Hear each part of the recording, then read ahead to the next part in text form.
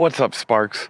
After months and months of waiting, I finally have the 2023 Genesis GV70 Sport Prestige in my possession today. And you know what? Instead of doing this review during the day, let's go ahead and do it at night.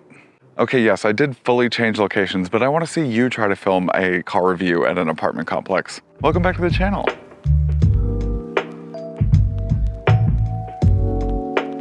Welcome back to Sparkplug TV. My name is Chris and I do car reviews for literally everybody, not just car enthusiasts. Before I begin, please don't forget to like this video at night, comment something down below at night, well, do it during the day too, and hit that bell icon so that you get notified whenever I drop a new video at night. I'm actually going to be changing up my release days because of algorithm stuff, plus I'm going to start to try and put out 2 videos a week, also because of algorithm stuff. I just need more content, really. Huge shout out to Genesis of Cary for letting me borrow today's GV70. Genesis of Cary is part of the Johnson Automotive Group and is the Triangle's premier Genesis dealership. With world-class service, an exceptional sales team, and an overall experience befitting of these luxury machines, Genesis of Cary will put you in the exact model you're looking for, with a new location in Durham coming soon. So released for the 2022 model year, the GV70 is the compact luxury crossover SUV that nobody asked for, but everybody wants now. I've had at least 3 people ask me when I'm going to make a video on this model, and trust me, I've been dying to do one myself. Honestly, before we get to the powertrain, I want to talk about the overall design of the GV70. In comparison to the GV80, it might not be as grandiose in size, but it certainly stands out like a GV80. Maybe even more so. I actually think that the nearly identical unibody shape it shares with the GV80 looks better in a smaller application. The front end's daytime running lights coupled with the LED headlamps are stunning in practice. The back end's LED taillights are actually blinding in traffic. I've sat behind one before and it actually hurt my eyes. No joke. Again, I think the unibody shape on this back end's application is the best because it's actually way more aggressive looking than the GV80s with the sportier mesh black rear bumper and the twin tailpipes. I also think it's kind of quirky that the open button for the tailgate is right underneath the windshield wiper. Although it wasn't that quirky in practice because I was like fiddling with the bottom of the tailgate and I couldn't find it and it was really annoying. But what's not annoying and what's really awesome actually is the twin LED lights that flood the tailgate with light. It's pretty great. Being that this has the $9,000 Sport Prestige package, it does come standard with the 21-inch alloy wheels. This color is a $595 blue Capri that looks kind of black at night and then a really dark blue during the daytime. I'm also really glad that they didn't put these like fake kind of silver chrome piece looking things on the side profile that they usually do on the Genesises. Instead, they just kind of wrapped the turn signal around the front end. So I really like the way that it looks. Let's talk powertrains. While this might be the Sport Prestige package, it unfortunately doesn't have the sportier engine. This one's equipped with the 2.5-liter turbocharged inline 4-cylinder engine that outputs 300 horsepower and 311 pound-feet of torque. It's then tied to an 8-speed automatic transmission. There's also a turbo V6 option available as well. All models come with an all-wheel drive drivetrain, while the 2.5-liter engine gets 0 to 60 in 6 seconds flat and has a top speed of 150 miles an hour. So not terrible for an inline 4. This lighting is reminding me of like a certain scary movie from the late 90s. It was like the original like found footage horror movie, you know what I mean? I can't find my friends. I don't know where they are. There's a witch and it's chasing me. So when I first got in the GV70, which I think today was like the first time I've ever been in one, the first word out of my mouth was, wow. Wow, wow, wow, wow, wow. I only said it once though. I am so insanely impressed with how far Genesis has come as a luxury brand. I'll start off with the screens. So the infotainment screen is a 14.5-inch widescreen infotainment system that is not only touchscreen, but it also has a kind of Swarovski crystal-like digital trackpad in the middle that is very nice. It's very elegant to touch. The touchscreen itself, I think, is a bit more inclined for the passenger to use. I could see myself as a passenger using it more so than the driver, especially in the way that I sit. There's no way that I can reach that infotainment screen with how far back I sit when I drive. Because this is a Sport Prestige package, it does come with the 12.3-inch 3D digital gauge cluster. In terms of the material quality, outstanding. Absolutely outstanding. The leatherette dashboard with the red accents, absolutely incredible, this red. I really love that they have made this oval go across the entirety of the front dashboard, where it houses the downhill assist and the auto start stop buttons and some other buttons on the left hand side. But then on the right hand side, there is the HVAC system, and the screen for the HVAC system, you can control how sensitive the haptic feedback is, or you can turn off the haptic feedback.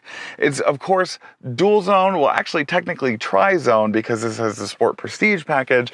I also really love what they've done with the placement of the phone. They've made the phone their own little cubby so that you can place your phone down into the wireless charging pad, or you can hook up your phone to the Android Auto and Apple CarPlay and just kind of shove it all in there and close this little hatch and completely forget that you have a phone because it's connected to your infotainment system, because texting and driving is a sin and it's against the law. The other thing is that this center console with all of the controls, including the gear selector and the infotainment dial, as well as the volume wheel and then the drive mode selector and all these buttons, it is so ergonomically designed. All of the most necessary things that you need in this car are right at your fingertips on your right hand. It's really well designed. Oh my God, how could I forget the ambient lighting? The ambient lighting. That's half the reason I even did this video at night, was because of the ambient lighting. First of all, it comes with the light up runner on the door frame that is an option,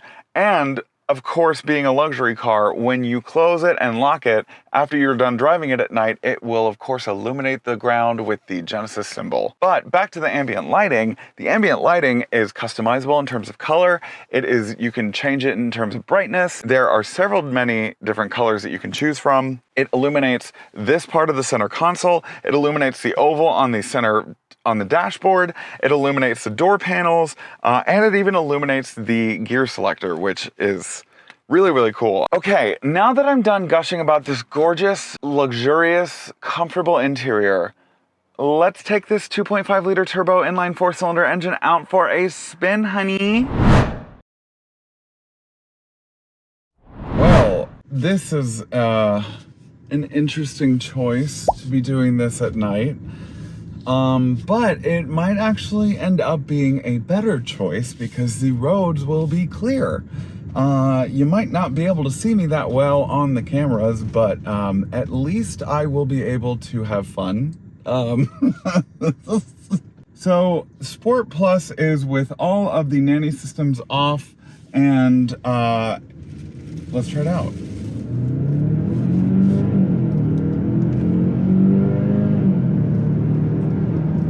Quick and responsive for sure. Definitely staying in that lower gear because it's anticipating that I stay revving. So it does have something called smart support on the seat, which basically means that it increases the seat's bolstering support system based on the drive mode and the speed.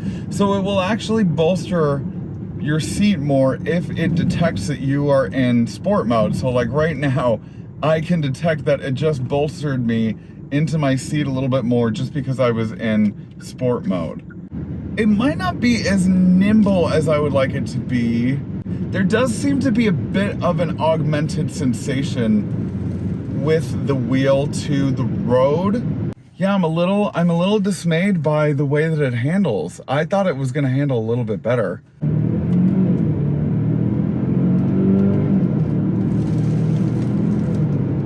I mean, it has a lovely get up and go. Oh, it kind of pushes back when you're trying to go around corners. Maybe that's like the lane keep assist trying to push you back into the lane. Oh, man, I don't know. This is iffy. Yeah, you know what? Even turning off the lane follow assist didn't really help. Oh God, now you can't see me at all. Have you really not been able to see me this whole time? Oh my God. Oh no, there I am. Oh my God. Let's talk final thoughts. I still love this thing, but I'm a little concerned. And let me tell you why. So, pros. Exterior and interior design. Mind-blowing, gorgeous, supple, comfortable. You know, the right materials, the right attention to detail, the 14-inch infotainment system. It is so customizable. There are driver profiles, everything about it. Just the way that everything is laid out. It's just so beautiful in here. Exterior and interior lighting applications. Amazing. 2.5 liter turbocharged inline 4-cylinder engine. Pretty good. Transmission, Hyundai never skips a beat with the transmission. I really like the 8-speed. The thing I'm concerned about and confused about is the sportability. Is that a word? Is how sporty or not sporty this thing is. I was expecting this thing to be on its best behavior when it came to handling, and I'm a little let down. It was fighting with me. It was heavy, and the contact patch between the wheel and the tires was not there. I did not feel totally in control. I mean, you saw me or didn't. I thought it was a lane keep assist, because the lane keep assist in these Genesises are pretty aggressive. I think for the smaller, more sportier version, like, you want it to be the best it can be, no? I highly doubt that people that are going to be driving this are going to be driving it the way that I drive it. Of course not. But this car is could be geared towards people like me. I mean, it's supposed to be, right? I mean, what is in this segment? The Macan, the X3, the Q3. I mean, there's a lot in this segment that does a lot better in terms of handling. The Macan and the Q3 I have driven, those are bananas. They are like probably weigh just as much as this, but in terms of handling, it's like a roller coaster. But this was tepid, and it was just a bit of a letdown in terms of handling. So let me get off my soapbox. Let me go to bed. Thanks for watching. Please don't forget to like, comment, subscribe, hit that bell icon so that you get notified whenever I drop a new video, which is at least twice a week now. And thank you again to Genesis of Cary. And I'm gonna go find my friends. Where are my friends? And the witch is still chasing me. Ah! Bye. Hey Sparks, thanks for watching today's video. If you want more Sparkplug TV content, click right here. Right here. You got two options. Choose one, or both.